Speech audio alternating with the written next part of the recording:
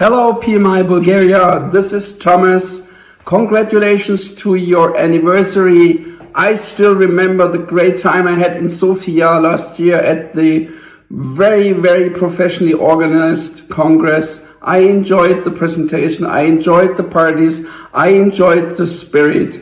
So this has been all good, and I hope you will continue like that all during these difficult times. Just keep going and stay healthy. Best regards from Thomas in Germany. Bye-bye.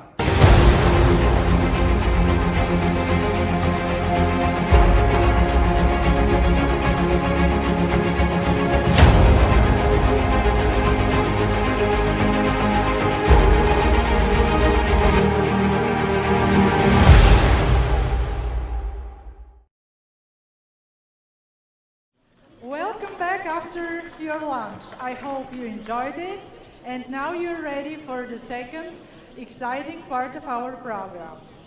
Our next speaker started his career as a software developer in the automotive industry, where he took over various project and program management responsibilities. After further assignments in IT consultancy for automotive and financial services, he is now applying his practical experience in the medical device industry. There he merges traditional and agile approaches into project management methodologies to support endoscopic operating room development as a global project portfolio manager, as an agile coach as well. He has been a board member of the PMI Southern Germany chapter and continues volunteering for PMI in various national and international roles. Please welcome Thomas Zimmerman, PMP, PMI-ACP.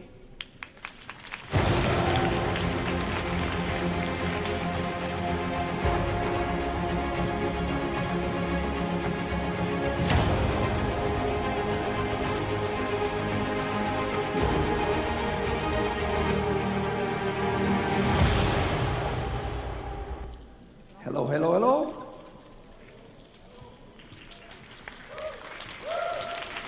Thank you very much.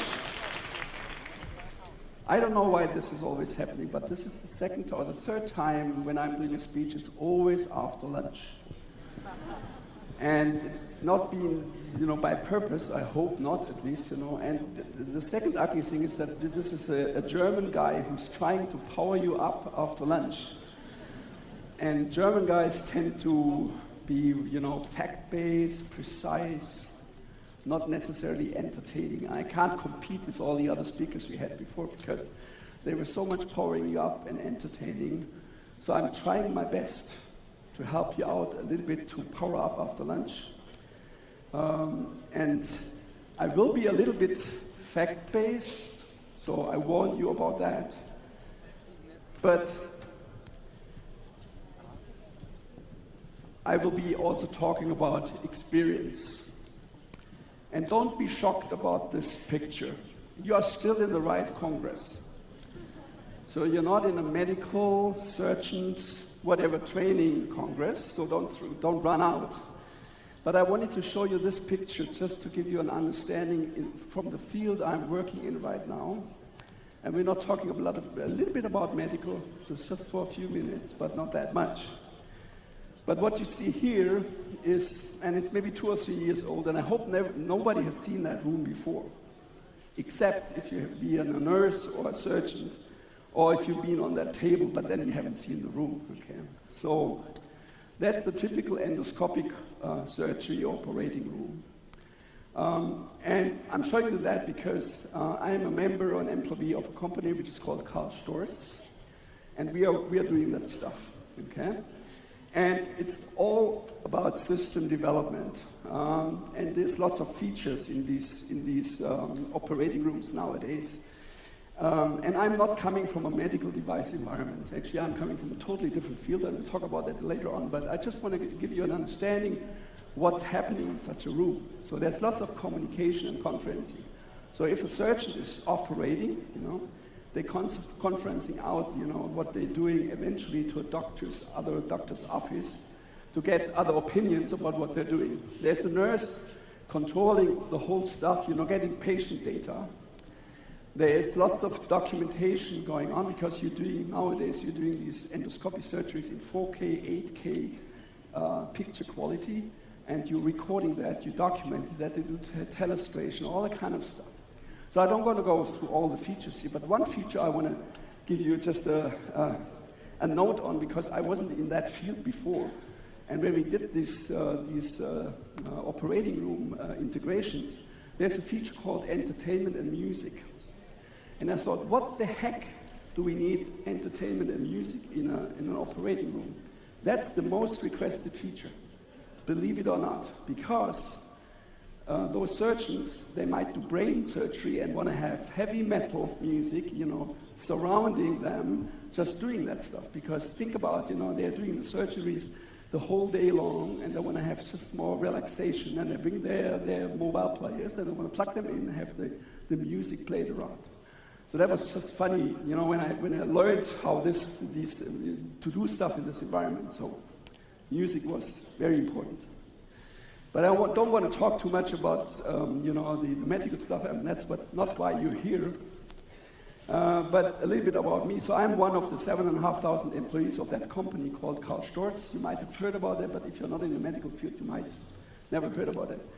Mr. Storz, and that's the finest thing I talk about that, he invented the so-called cold light endoscopy. So what is this all about? When endoscopy was invented, which is a while ago, you had to get light into the body, of course, otherwise you couldn't see anything, it's dark inside. So the light source was of a light bulb in front or on the tip of the endoscope. Now there was one idea of doing things, but the bad thing about doing this is that the light bulb dissipates heat. So if you go into the body, it burns the tissue. Not a good idea. So that was the first experiments of endoscopes. Now Mr. Storz invented the so-called cold light endoscopy, which put the light source at the end of the endoscope and get the light through fiber. At that 1945, it was lenses. Nowadays, it's fiber optics to the top of the endoscopy. So that's why he invented that as a patient. That's how overall all the endoscopy systems work today. Nowadays, it's of course no light bulbs, it's LEDs and all that kind of stuff. So that's all about medical, so you can stay. And after lunch, it's not a good idea to talk about endoscopy anyhow. So I have two main roles in that company. I am a global project portfolio manager, so I'm running the whole project development project portfolio for OR integration. So for the stuff you have seen in the other slide. And I'm also an Agile coach, and that's something I really want to talk about. I'm in Agile for 12, 13 years now, working in different companies. My origin is in semiconductor, chip design, mainly for automotive. I've worked in financial services, a little bit on IT consulting, and I ended up in medical device, which I like a lot, by the way. If somebody wants to work in medical devices, let me know. No, it's really a very interesting industry. I need to warn you, it's very, very highly regulated.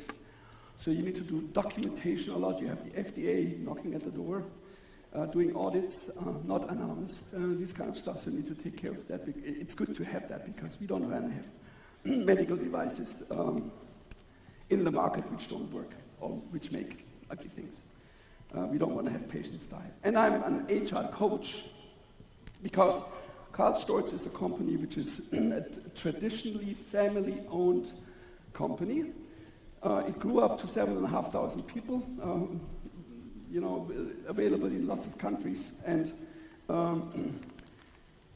it's been very traditional, also in terms of project management. So it's waterfallish, but we are now in a transition to get more HR.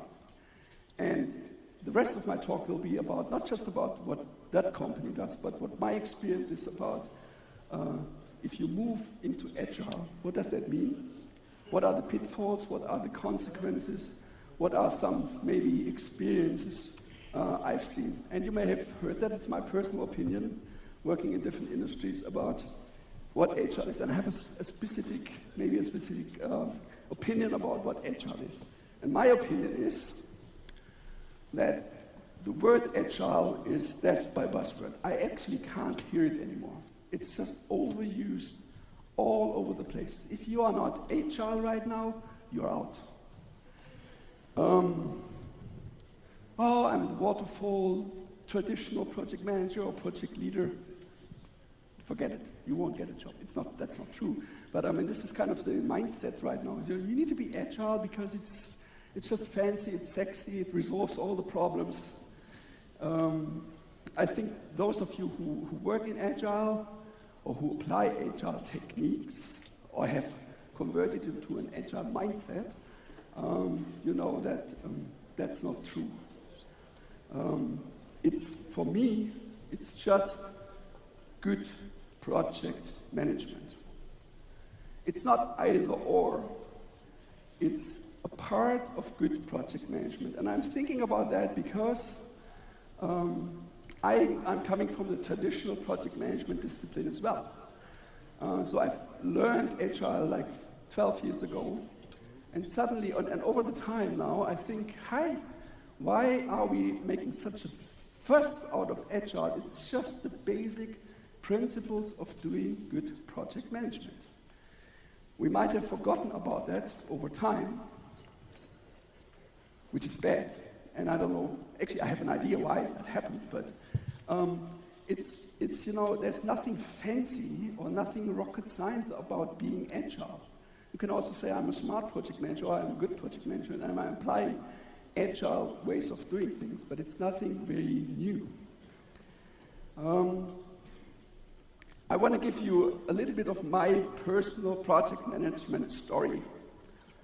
And maybe some of you can follow that or had the same experience.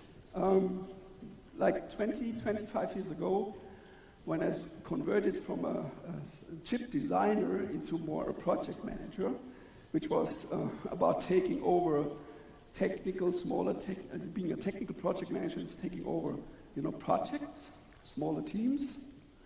I liked it, because I like to be more, not too much technical, but more broader, more coordinating, more getting together with projects. So I started to get into the career of being a project manager or project leader.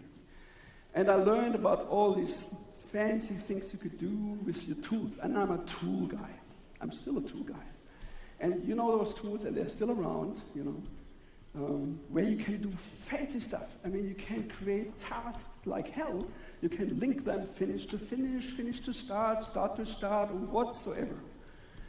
And I did this. So I had a project, and this is not a project plan, but it looked like that. Okay. So I worked days and nights to make this complex plan, WBS, lots of tasks, etc., etc., etc., etc. But I like that military term, all plans are great until the first shot is fired. Because the next day, that plan was obsolete. I learned that you can never have a plan in such a detail that people work according to the plan. And at that point in time, I was pretty much in software development. And you won't be able to tell a software developer, do this task, and when you're ready with that task, do the next task, and then do the next task. Because they know much better which sequence they want to do. And what is it worth to make such detailed plans with such detailed structures and linkages and whatever? The tool people, hopefully they don't mind it. I'm really against that anymore, because you can simplify your plans quite a bit. And thinking about this operating room stuff, our plans do not have more than 40, 50 tasks, but we can do all of that. And in particularly, when you're thinking about Agile, or in that case Scrum, you don't need to tell the people what on a lower level tasks you need to do. I mean, you have your iterations, your sprints. The team does know it much better than the project leader. So why spend the time to do this? So I forget about that. I'm not doing that anymore. I'm not using any fancy tools anymore, and I don't want them anymore because it works better without. Now, when people know or think they know about Agile project management, they believe it's the ultimate solution for projects in trouble. Of course it's not. If you want to rescue a project in trouble by switching to Agile, you will definitely fail.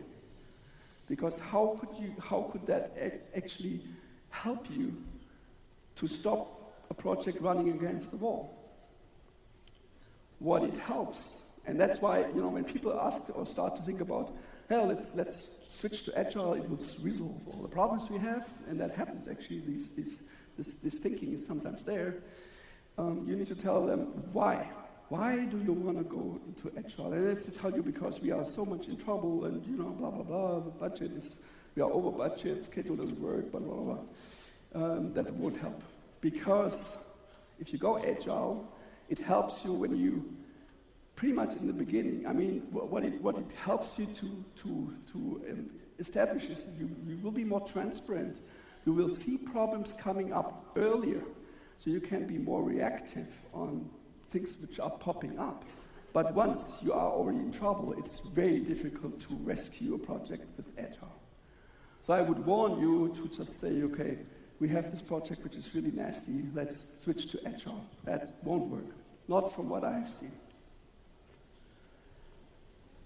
Another myth is, and maybe hands up for those who believe that Agile, think about Scrum, or any kind of Agile work you're in, is faster. Who believes it's faster? I see a few hands going up. Most people don't think it's faster in this room, which is actually true. I think the answer is, yes, or it can be faster, but sometimes, most times, it's actually not faster. Think about the following. You have a scope. So the project has a specific scope, and you have people working in that project. So it doesn't matter, actually, if you process the scope with the same people in a waterfall way of doing things or in an agile way of doing things. The scope is the same, the people are the same, so consequently, you can't be faster, right?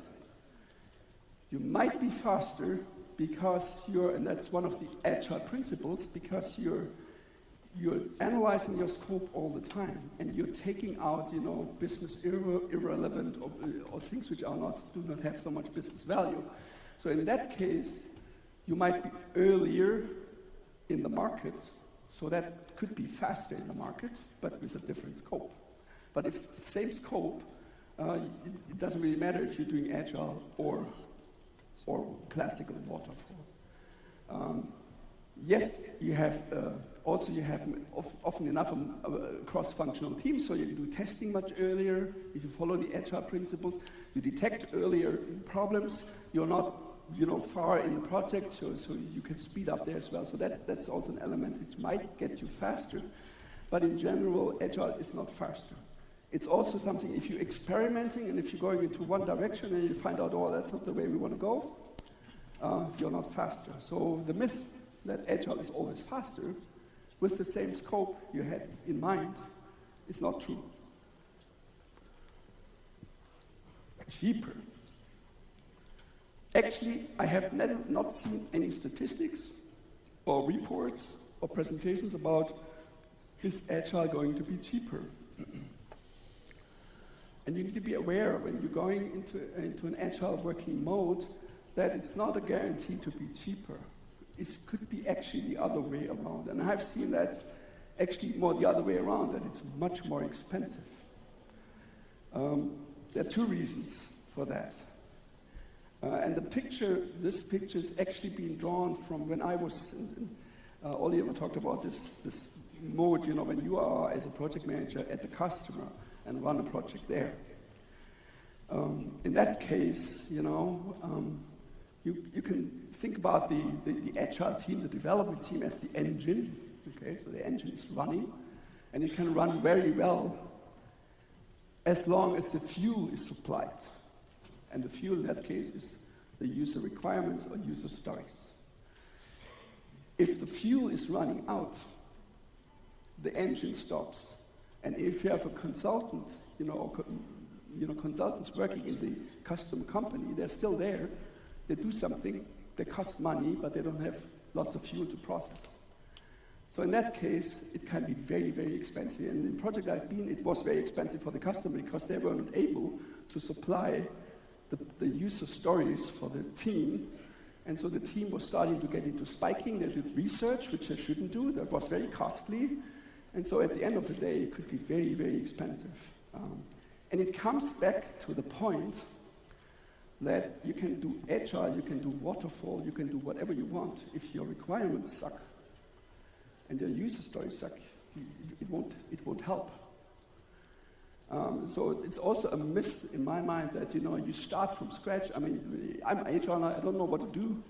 So we'll just start and then we'll find out on the way we go. It's totally wrong. Of course you need to have a plan. Of course you need to have an overall scope. And of course you need to have a good user stories, prepared by theoretically the product owner, that they can be processed and put into the team, and then do the deliverables, and then you demo it, and then you go back into the next iteration. Conceptually, that's working well. But it fails much. What I've seen, it fails quite often because of the fuel stops. And the fuel is user stories and requirements. And who is part of that? Who's supposed to do these requirements and user stories? It's the product owner.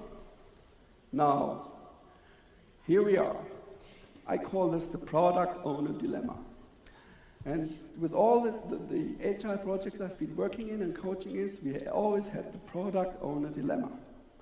Because the poor product owner is now the guy who needs to look into the user stories, look into the user requirements, understand the market value, the business value of the user requirement, eventually also understand the technical impact of the user requirement or the user story, and eventually also need to understand, how these requirements impact any of your overall product or system development.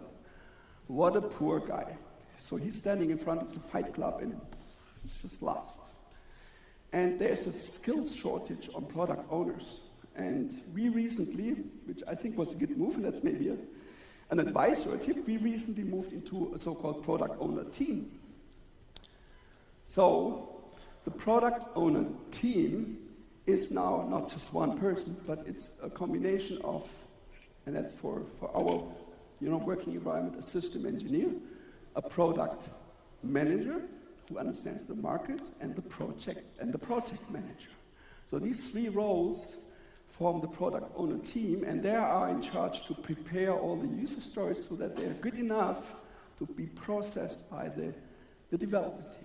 And in that mode, you're reducing the risk that you're running out of the fuel, and you're adding more roles and more skill set into the product ownership or product owner team in that case. So I thought this is, and I just wanted to give you that idea, and it helped us a lot to be better and not to have stop at supplying good user stories. Another myth. When Agile or Scrum in that case came up, it was always like, there are no rules, there's no documentation, there's no process. And I think you all probably know that's not true, because it's actually lots of process. If you think about Scrum, you have the ceremonies, you have clear roles, and also clear rules. At least when you start working with it. I don't think you are you are forced to stick to these rules, because one of the Agile principles is, of course, to adopt to what you need. And you should always do that. But in terms of there are no rules or no processes, this is completely wrong. But there's still, when you talk about people about Agile, there's still this myth about, there's no process, no rules. People are just standing around, they're doing their dailies, they don't know what they do. But I think this is not true. I mean, people who are working in that mode, they know that this is not the case. There are rules, and there's also documentation. By the way, I thought over lunch something I want to tell you about, and it's not really related, so much related about Agile. But I just want to make that note about status reports. they are so, I mean, status reports are always there somehow. I just hate status reports because status reports always tell you about the past, or most times tell you about the past. I don't want to know about the past because I usually already know what they will be telling me. I mean, if I'm the project leader and even the project sponsor, I should know what have happened. So it's worthless to spend so much time to report on what has happened. What's much more important is to forecast what will happen. So I'm changing into forecast reports rather than status reports, because that's much more valuable. I mean, why do we want to know about what, I mean, you can't change anything that has already happened, but you can modify things or think about things, which will happen. So our project leaders are more asked to report on forecast rather than on the stuff which happened in the back. I talked about the product owner team, and I talked about project managers or project leaders. People were asking about, going agile, we don't need project leaders anymore. Well, we lost the jobs. Okay. Also not wrong. And the reason why that's the case is, you have seen that in other charts. Project managers be usually the team lead. Now it's going to be servant leader. I think this is known. But in the system development, and particularly in medical devices and in other industries, you usually also have a product development plan. So it's not a project management plan or project management process, it's a product development plan, and we need to follow that because we are highly regulated, we need to document a lot, we have phase gates when we go from one phase to the other, and so there's a PDP, okay, and the PDP is for the system. So there need to be somebody who has an eye on the PDP, the product development process. They need to coordinate the software and hardware development, they need to sync up these developments, etc., etc., etc. Who is going to do that? The project leader. So we need to have it. That's just a chart from hybrid, and we are pretty much hybrid, so it's a mix-up of traditional waterfallish, if you want, pretty much on the hardware side of the story. It's more scrummish on the software side of the story. You have sync points, and you have people, particularly the project leader who is making these things happen. So there's an overall plan, but I said, it's just more phase gates and a few tasks. But the tiny little detail has been done by the teams, processing their user stories. We don't need to have a WBS for that. We don't need that. So plans are pretty easy, and easier is better in my mind. So from that point of view, we need to have a project leader. He's the person or that role who keeps things together, who is escalating stuff, who is reporting up to the management level. So that bridges these different roles, because people were asking me about, we are going HR now, so do I lose my job as a project leader? I said, no. Your job is changing. Your role is a little bit changing. One thing I want to address here as well. If you are in a larger corporation, they don't know about Agile, usually.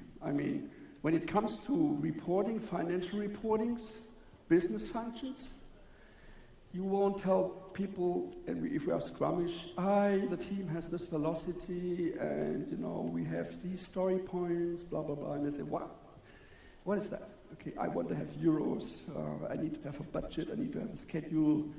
So that's a different world. Financial reporting and financial systems are not agile, but the project functions are getting more agile. And you cannot, just transform everybody into an agile thinking. And also not the systems are adequate for doing that. So there are two worlds you need to bridge. So from story points, velocities, if you talk about Scrum, to budget, schedule, resources, P&L. And that's not always easy, because you need, it's at the end of the day, if we go up, it's money and resources and resource plan. And downwards, it's not individuals or resources, it's teams. So you have more team thinking rather than to money thinking up there. So you need to transfer the story points, and you can, if you think about teams, and you know how much the team can process, what's the bandwidth, you can convert that into euros, and then report that up the chain here, or the pyramid. I just want to address that this is not naturally there. You need to make this bridge between the two worlds, because otherwise, that's a project leader's role as well. A few words about retrospectives.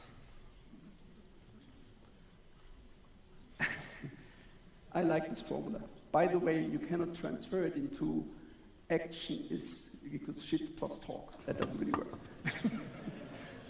But that way it works. What I mean with that, I love retrospectives. And I want to say a few words about retrospectives.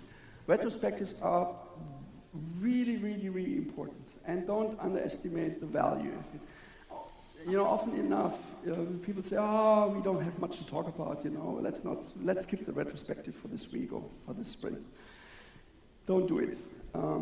Always get in, have 15 minutes talk, open-minded talk. Because I've always, even when we thought retrospective is not important, we got together and there was always something we found out. Always. But retrospectives need to be fun. So, to do retrospectives is really not difficult. Everybody can do that. And you can Google for fun retrospectives. You get lots of brilliant ideas. Simple things to just do in the team to do retrospectives. And it's all about building up trust. It's all about sharing opinions and be very open-minded. I know that this is not always easy because team structures are different, people are different, which is all okay. There are people who are more, close-minded and it's more watch, okay, rather than talk. It's all okay. But I think you need to really have retrospectives going on. And don't forget about them. It has real value. Sometimes you don't believe it, but it has real value. But the talk minus action is equals to shit. That means, you need to talk, but you need to take action as well. I mean, if there's something found out which can be improved, do the action. Because we all know if you talk, there's no action. You don't want to do it again. So that's the most important thing, I believe. So overall, in my mind, doing Agile is not equal being Agile. And Agile practice is not equal to Agile mindset. But what you need to develop into, and it's not happening from one day to the other, is to be Agile and to have an Agile mindset. And what that means is, it's take from the different tools you have in Agile, and Scrum is one thing, there's Kanban, there's Lean, it's not just one prescriptive method to do things, but you need to experiment, to learn, and to use it when it's helpful. And that's just what I really want to make sure that you understand, or that's my experience, it's really not a prescriptive thing. It's just the things we already know. I mean, we know that good project management is to work with teams, to be share things. I don't know why we got into this individual thinking, that programmers are just doing things, and then 3 weeks later they tell you, here I'm, the 80-20% rule, I'm 80% done. So, I mean, this is not, I don't know why we did this. Now it's coming back, fortunately, into more, getting responsibility into the team, having more communication, having more transparency, and this is all about Agile. Or it's marketed as Agile. I don't think it's very specific to what we have done or what we should have done all the time.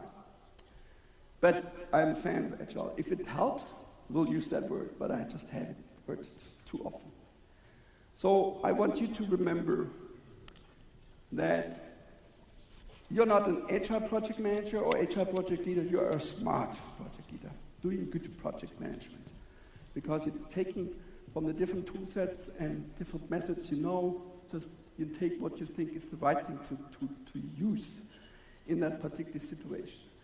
For me, Agile is the most important thing. It's highly collaborative. It's the team, it's the talking to the team, it's giving the team the responsibility, and it is providing you, and that's the big value, transparency.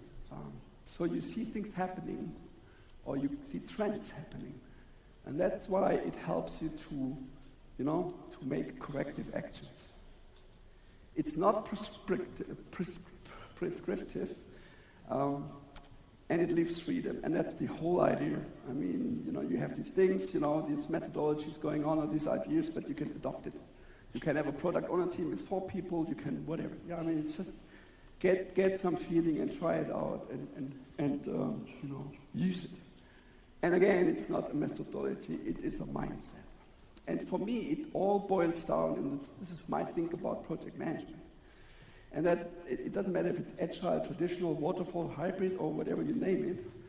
It's about conversation, it's about feedback, it's about adjustments, and ultimately, and most importantly, that we heard about that today quite often, it's about innovation in people.